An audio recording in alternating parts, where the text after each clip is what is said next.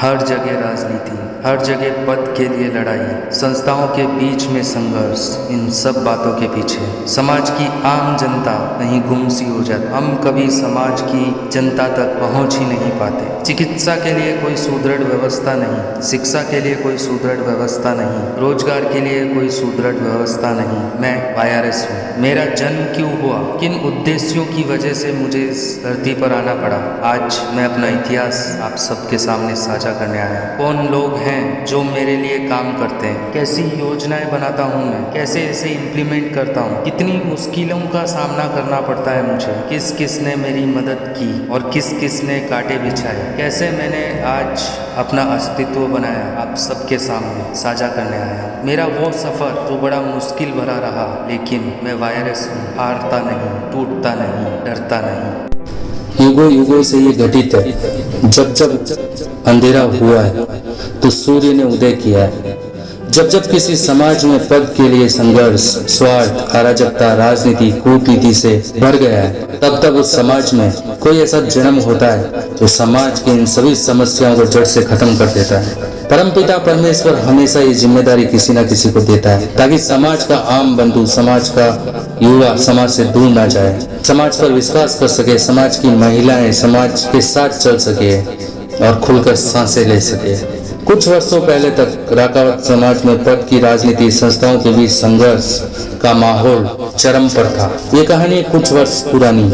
समाज का एक युवा बेहद खुश, हंसता खेलता, गाड़ी घोड़ा सब कुछ था उसके पास। उसे फर्क नहीं पड़ता था कि समाज क्या कर रहा है और न ही उसे ये फर्क पड़ता था कि वो समाज के लिए क्या कर रहा है। अपनी जिंदगी में खुश था, जैसे समाज के आम युवा हुआ करते हैं, ठीक उसी तरीके से वो भी अपनी जिंदगी से खुश था। उसके परिवार से उसकी जिंदगी शुरू होती थी और उसके परिवार पर ही उसकी जिंदगी खत्म होती। वो कहते हैं ना, खुशियां ज्यादा दिन टिकती नहीं है। ठीक उसी तरीके से उस लड़के की जिंदगी को भी किसी की नजर लग गई थी। अचानक उसकी जिंदगी में सब कुछ बिगड़ गया। उसकी जिंदगी से सब कुछ छिन गया। घर, गाड़ी, नौकरी, पैसा, सब कुछ देखते ही देखते खत्म हो गया। उसने अपने चारों तरफ देखा, उसके दोस्त उससे दूर होते गए। ऑफिस के कलीग उसका फोन उठाना बंद कर दिया, यहाँ तक कि उसका परिवार भी उससे दूर होता गया। ना कोई उससे मिलना चाहता था, ना कोई उसे देखना चाहता था। जो कभी राजा की जिंदगी जीता था, वो आज सड़क पर था। लोग उससे दोस्ती करने के लिए, मिलने के लिए तरसते थे। आज उससे कोई मिलना भी नहीं चाहता था।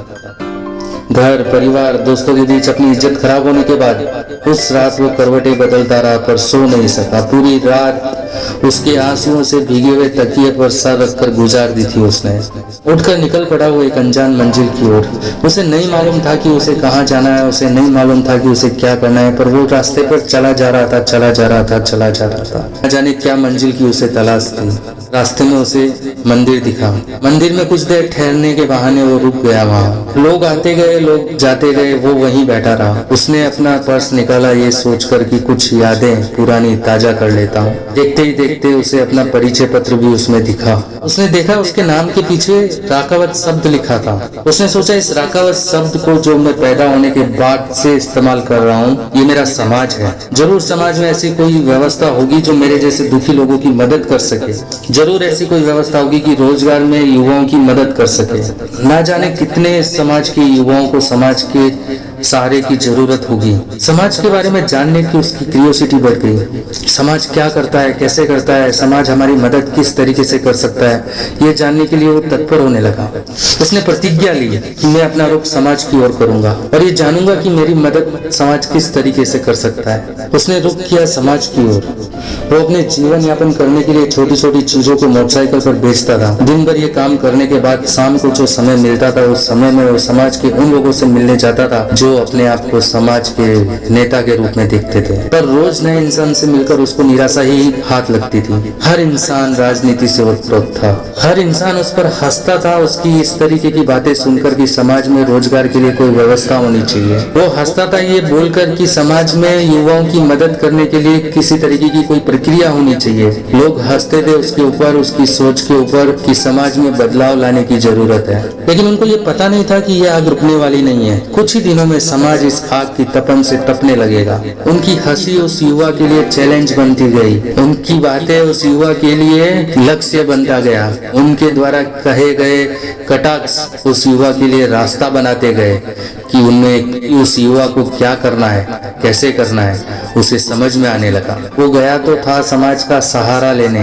लेकिन उसने देखा समाज तो खुद अपाहिज है, समाज को तो खुद सहारे की जरूरत है। जब उसने देखा कि समाज खुद बेबस है और समाज के पास ऐसी कोई व्यवस्थाएं नहीं है, उसे और निराशा हाथ लगी। लेकिन उसकी प्रतिज्ञा भीष्म प्रतिज्ञा थी। उसने तय कर लिया था कि परिवर्तन तो लाना है। वो लड़का जिस भी राजनीतिक व्यक्ति से मिलता है वो राजनीति में उसका इस्तेमाल करने की कोशिश करते, जहाँ भी जाता उसको सिर्फ रूढ़िवादी राजनीतिक सोच, कूटनीति, आपसी झगड़ा, पिछड़ी सोच का सामना करना पड़ता।